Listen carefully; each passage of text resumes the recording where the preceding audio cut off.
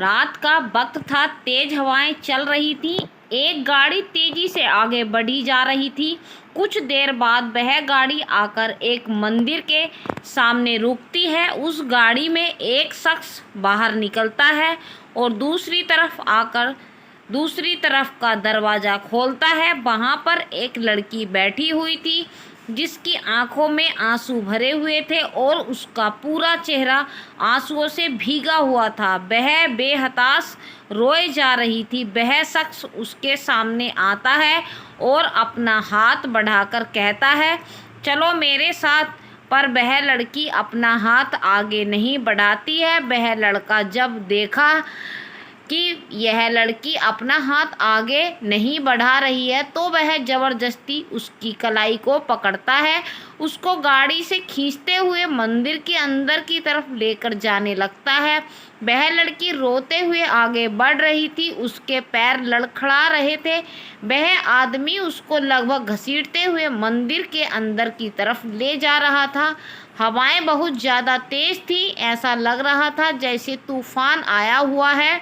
उस लड़की के कपड़े उस हवा की वजह से उड़ रहे थे। उसकी हालत बहुत ज़्यादा ख़राब थी। उसके कपड़े भी, उसकी हालत बहुत बिखरे हुए थे, उसके बाल भी बिखरे हुए थे। वह लड़का उसे लड़की को घसीटते हुए अंदर की तरफ ले जा रहा। अचानक उसे लड़की का पैर किस चीज़ पर पड़ता है जिस वजह से उसे ऐसा महसूस होता है जैसे कुछ उसके पैरों में चुभा है। वह नीचे देखती है तो नीचे कांच का टुकड़ा था जो उसके पैर में चुभा था और कांच का टुकड़ा चुभने की वजह से उसके पैर से खून आने लगा। उस लड़के ने इस बात की बिल्कुल भी परवाह नहीं की और उसको इसी तरह घसीटते हुए अंदर ले जाने लगा। उसके पैरों से खून आ रहा था। वह लड़का उस लड़की को मंदिर में लाकर खड़ा कर देता है और उसकी तरफ देखने लगता है।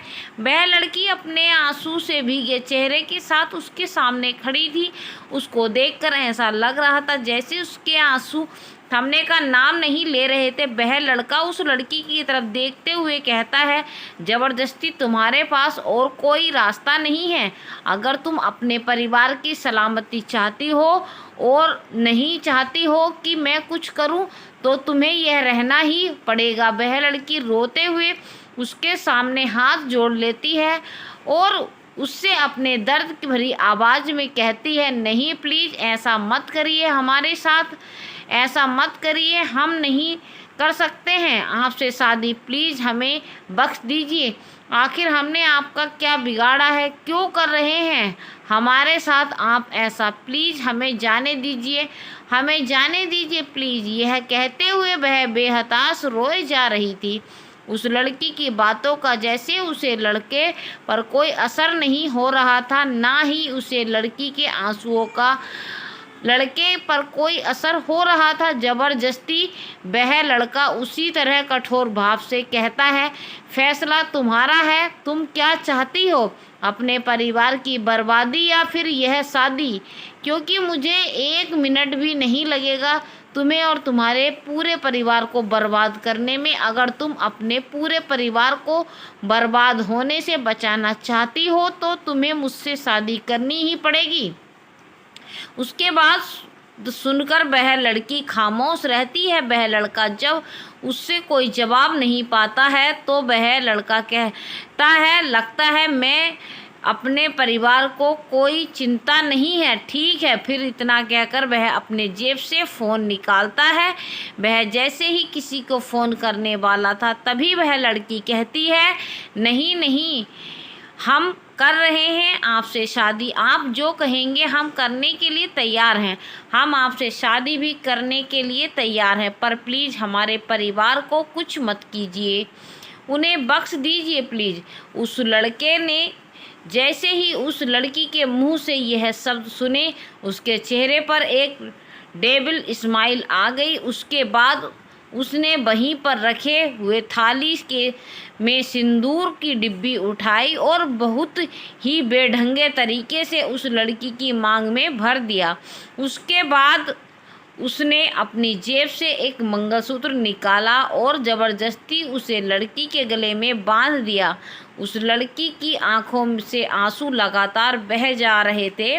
मंगलसूत्र पहनने के बाद उसे लड़के ने उस लड़की का हाथ पकड़ा और वहीं मंदिर में जल रहे हवन कुंड के चारों तरफ फेरे लेने लगा। वह उसे लड़की को लगभग उसे घसीटते हुए फेरे ले रहा था। किसी तरह वह उसके साथ 7 फेरे पूरे करता है। 7 फेरे पूरे करने के बाद वह लड़का रुकता है और उसे लड़की के बहुत ही करीब जाकर उसे कहता है, अपनी नई नर्क जैसी जिंदगी के लिए तैयार हो जाओ। शादी के बाद हर पति अपनी पत्नी से कहता है कि वह उसको हमेशा खुश रखेगा, हमेशा उसकी रक्षा करेगा। हर पति अपनी पत्नी से ऐसा वादा करता है, तुम चिंता मत करो, मैं भी तुमसे वादा करूँगा और मैं तुमसे यही वादा करता हूँ कि मैं तुम्हें हमेशा दर्द दूँगा, बेहताश दर्द, हमेशा तुम्हें तड़पाऊँगा। मैं तुम्हें इतनी तकलीफ़ें दूँगा जितनी तुम बर्दाश्त नहीं कर पाओगी, यह मेरा वादा है तुमसे। उसके बाद उस लड़के ने उस लड़की को बाजू से पकड़ा और उसकी आंखों में आंखें डालकर देखते हुए उससे कहा, अपनी नई नरक जैसी ज़िंदगी के लिए तैयार हो जाओ। उस लड़की के आंसू अभी भी बहे जा रहे थे। उसके आंसू जैसे सूखने का नाम ही नहीं ले रहे थे। शादी ख़त्म होने के बाद उसे लड़के ने फिर से उसी तरह उस लड़की का हाथ पकड़ा और उसको घसीटते हुए मंदिर के दरवाज़ा खोला और उसमें बैठने के लिए कहा। उसके बाद फिर वह ड्राइविंग सीट पर बैठता है और दूसरी तरफ आकर खुद भी ड्राइविंग सीट पर बैठता है और अपनी कार स्टार्ट करके वह दोनों वहाँ से निकले। कुछ देर बाद उसे लड़के की गाड़ी एक बड़े से घर के सामने रुकती है। वह लड़का अपनी कार को रोकता है और दूसरी तरफ जाकर दरवाज़ा खोलता है और उस लड़की का हाथ पकड़कर उसे कार से बाहर निकालता है। उस लड़की को तो अब जैसे कोई होश ही नहीं था कि उसके साथ क्या हो रहा है और क्या नहीं। वह बस बेसुध सी वहाँ पर बैठी हुई थी। एक बार फिर उस लड़के ने उसे लड़की को कार से बाहर निकाला और फिर उसके कान के करीब जाकर उसी तरह कठोरता से उससे कहा, खबरदार, जो अंदर कोई भी गलती की चुपचाप से खड़ी रहना, अंदर में जैसा कहूँ बिल्कुल वैसा ही करना।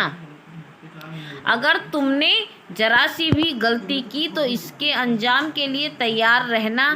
और अपने यह ड्रामे के आंसू पूछो। और उसे घर के अंदर ले जाने लगा। घर को बहुत ही अच्छे से सजाया गया था।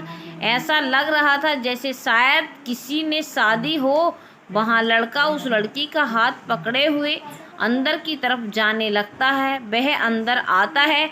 अंदर हॉल में एक मंडप बना हुआ था और उस मंडप में एक लड़की दुल्हन के जोड़े में बैठी हुई थी। शायद वह अपने दूल्हे का इंतज़ार कर रही थी। आसपास कुछ लोग थे जो मायूसी के साथ वहाँ पर खड़े थे। शायद वह लोग उसी का इंतज़ार कर रहे थे। तभी उन सब की नज़र गेट पर खड़े लड़के और लड़की पर जाती है और उन्हें उस तरह से देखकर सब की आंखें हैरानी से बड़ी हो जाती हैं।